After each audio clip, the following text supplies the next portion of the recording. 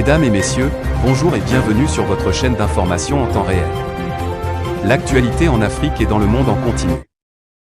Vous informer est notre mission alors, si vous êtes nouveau, abonnez-vous et activez aussi la cloche de notification pour ne plus rien manquer. Cela étant fait, c'est parti. Nous allons prendre un pan aux côtés du Burkina Faso avec cette information qui est à notre portée et qui fait polémique.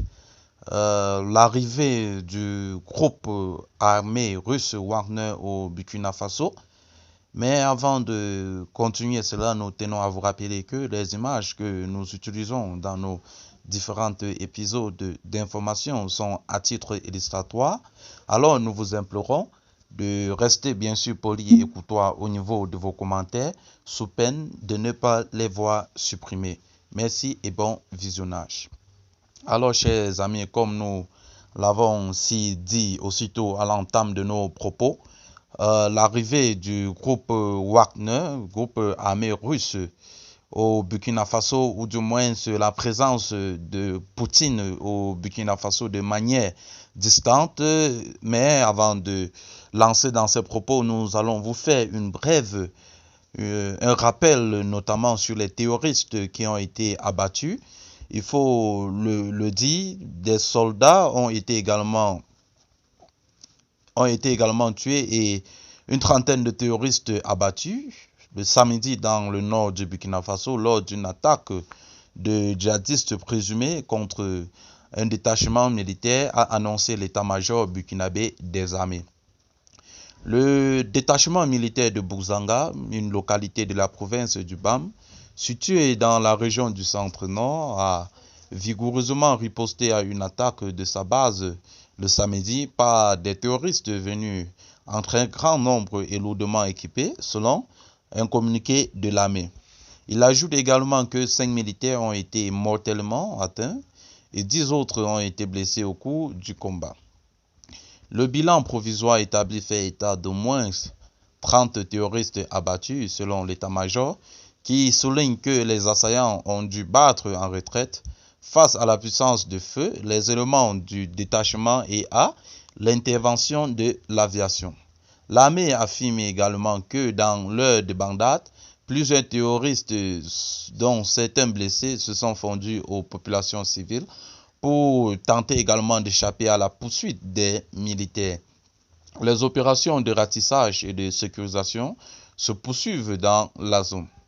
Après la fuite des djihadistes présumés, de l'armement individuel et collectif, des munitions, des motos, une trentaine d'ailleurs, et des moyens de communication ont été récupérés. Un véhicule blindé et des pick-up armés, utilisés par les terroristes pour attaquer la base, ont été également saisis selon le communiqué.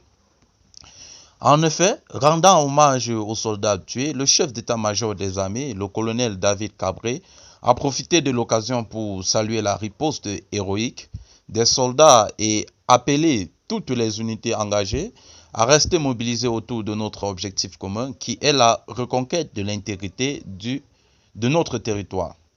Le jeudi, 11 soldats avaient déjà été tués dans l'est du Burkina Faso lors d'une attaque de djihadistes présumés contre un détachement militaire.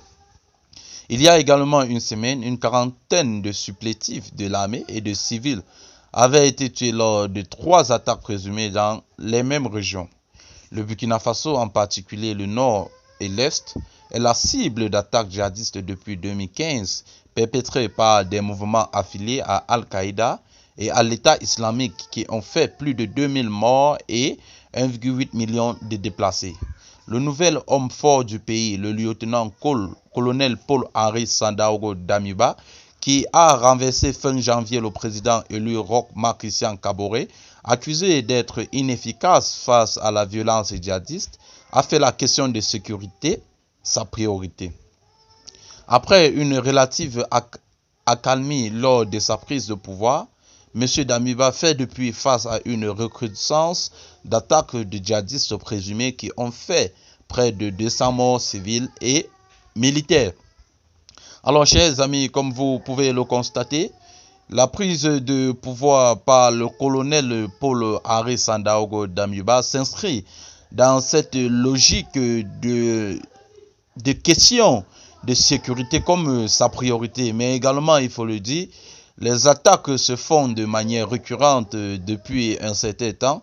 Mais il faut le dire, si ces attaques sont récurrentes, c'est également aussi par l'offensive de nos vaillants soldats qui se mettent à pied d'œuvre jour et nuit pour ramener la paix au Burkina Faso. Mais également, nous pouvons également constater qu'il y a une recrudescence des attaques au niveau des engins explosifs inattendus. Il faut le dire, c'est aussi un mode opératoire des terroristes qui passent par des engins explosifs inattendus. Note d'information qui est à notre portée, le libérateur du Burkina Faso et également le libérateur du Mali, le libérateur de l'Afrique, le libérateur de l'Asie, de l'Amérique latine, s'il faut le dire. La Russie dit apprécier ses liens étroits avec des pays de l'Amérique latine, l'Asie et l'Afrique et est prête à leur fournir du matériel de pointe.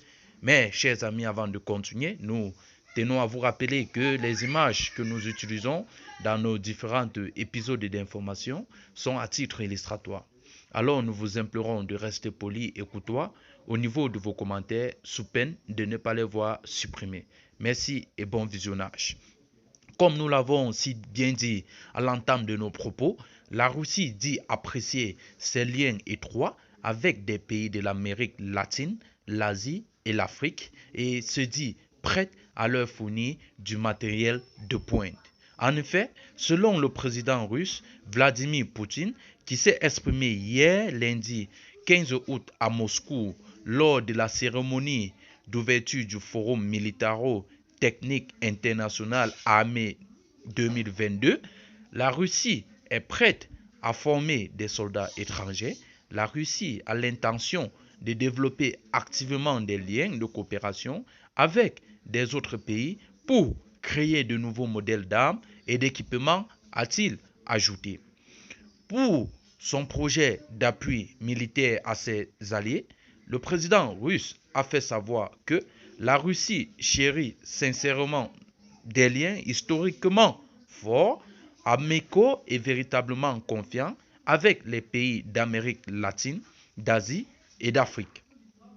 De ce qui précède, le leader russe a expliqué que la Russie est prête à fournir à ses alliés sur ces continents les types d'armes les plus modernes, allant des armes légères aux véhicules blindés et à l'artillerie pour combattre l'aviation et les véhicules aériens sans pilote.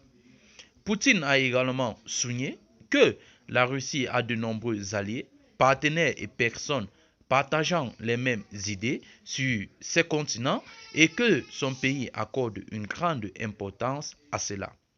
Ajoutant qu'en lien avec cette annonce, ayant créé la coopération militaire, la Russie a livré au Mali la semaine dernière de nouveaux équipements militaires, dont 5 avions et un hélicoptère de combat. Alors, chers amis, comme vous pouvez le constater, sur le plan sécuritaire, Vladimir Poutine confie fortifier ce lien entre non seulement ses partenaires africains, mais également ses partenaires d'Amérique latine, ses partenaires d'Asie, afin de mieux souder cette coopération qui les lie, ayant l'esprit de sortir ces derniers du joug néocolonialiste. Poutine s'inscrit dans cette logique de libérateur.